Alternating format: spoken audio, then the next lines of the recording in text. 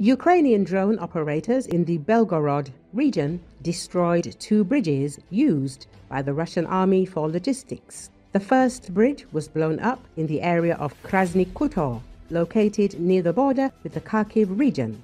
The operation was carried out by a fire support company of the 58th Motorized Brigade. This was reported by the ODIN company, which provided the unit with attack drones. TM-62 anti-tank mines were used to detonate the mines, which were placed under the bridge supports. They were hit by an ODIN 10 FPV drone, which caused the explosion. As a result of the operation, Russian troops lost the ability to use the crossing, which significantly complicated their logistics routes in the border area.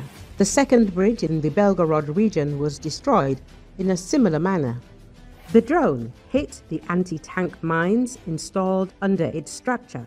The video of this operation was released by Raptor Drone, the company whose drones were used in the attack. In both cases, the mines were not laid separately under the supports, but were put together in a large charge. This allowed for a much greater explosive force. The drones actually acted as detonators for the engineering munitions, ensuring the guaranteed destruction of both bridges. Similar operations have been repeatedly conducted by the Ukrainian military. Recently, the operators of the 112th Territorial Defense Brigade blew up another bridge in the Belgorod region using the same technology. The combat operation was conducted by soldiers of the 3rd Heavy Mechanized Brigade, known as the Iron Brigade. According to OSINT analyst Blinska, the destroyed bridge was located near the village of Novopetrovka in the Belgorod region of the Russian Federation. Thus, Ukrainian forces not only eliminated an important enemy transportation artery, but also inflicted additional losses due to the use of engineered ammunition by the Russians themselves. This was the first such operation for the brigade aimed at destroying such enemy infrastructure using an FPV drone. The mines were discovered by Ukrainian scouts. The armed forces of Ukraine promptly launched an FPV attack drone with an explosive warhead onto the bridge. The drone actually became a detonator for the mines. As a result of the powerful explosion, the bridge was destroyed. The destroyed bridge had long served as a key link for the transfer of equipment and personnel of Russian troops in the border area. Thus, Ukrainian forces not only eliminated an important enemy transportation artery, but also inflicted additional losses on the enemy by using Russian mines as the main charge.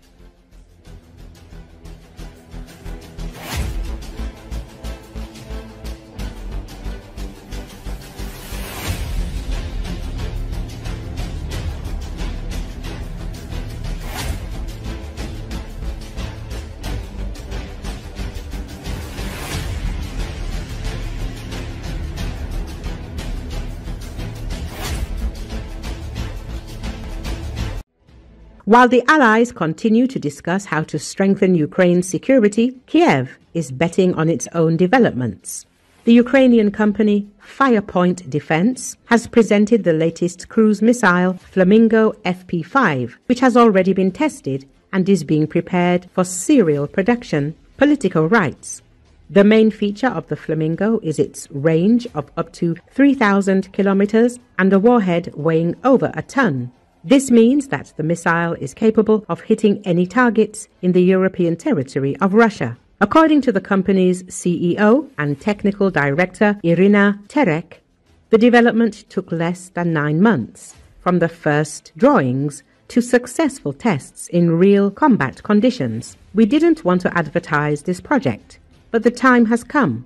Flamingo can carry a 1,150 kilogram warhead and cover distances that our other missiles can't.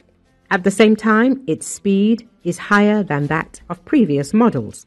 Terek told Politico, the unusual history of the name and appearance of the rocket deserves special attention. The first prototypes had a bright pink nose cone.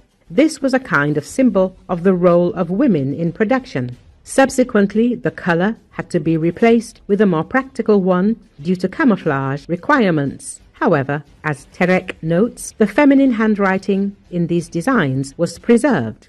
The missile has already become a subject of discussion not only among experts, but also in the Kremlin. Russian propaganda is trying to present the Flamingo as a copy of British models, but the fact remains that Ukrainian engineers have created a weapon capable of changing the balance of power in record time. As the missile undergoes combat testing, Moscow is increasingly trying to block any information about it. The West notes that the appearance of such weapons in Ukraine will seriously complicate the plans of dictator Putin to prolong the war. Flamingo can become a deterrent since it strikes not only physically but also psychologically, showing that Ukraine is capable of independently creating strategic weapons. According to Politico, the missile is already ready for serial production. More than 200 units have been produced to date. 211 pieces. Given the relative simplicity of the design and the high speed of production, the number of Flamingos in service with the Ukrainian armed forces is expected to increase.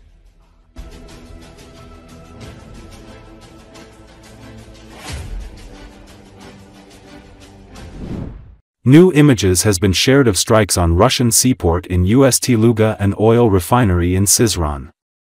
The refinery workers observe from the outside. It is clear from the images that there were no air defense devices around, and no attempt was made to shoot down the drone. Recall, on the night of August 24, Ukrainian attack drones hit two important Russian regime facilities at once. We are talking about the terminal in the port of Ust-Luga in Leningrad region of the Russian Federation and the oil refinery in Syzran in Samara region of the Russian Federation. General Staff of the Armed Forces of Ukraine noted that the sea terminal of the Ust-Luga port, Russia's key logistics hub in the Baltic, and the oil refinery in Syzran, which is working to support the war, were hit. Logistics and combat supply facilities of the Russian army in the Voronezh and Belgorod regions were also affected. According to the General Staff, on the night of August 24, drones of the Special Operations Forces of the Armed Forces of Ukraine and the Security Service of Ukraine attacked the Ust-Luga sea terminal. The target was successfully hit, a fire was observed. According to preliminary data, the gas condensate fractionation and transshipment facility was damaged.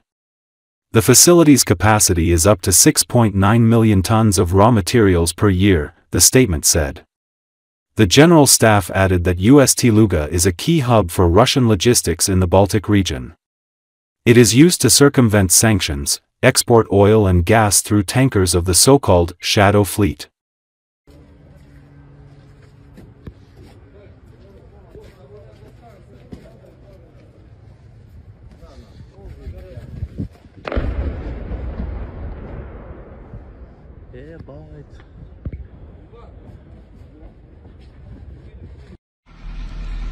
Вот это пизда, нахуй, пацаны.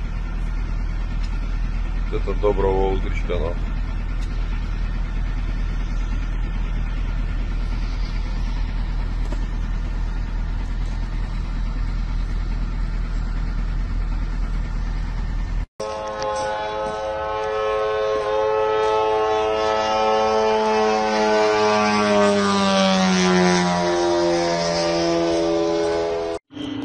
Мне кажется, по терминалу шастать тоже не супер затея.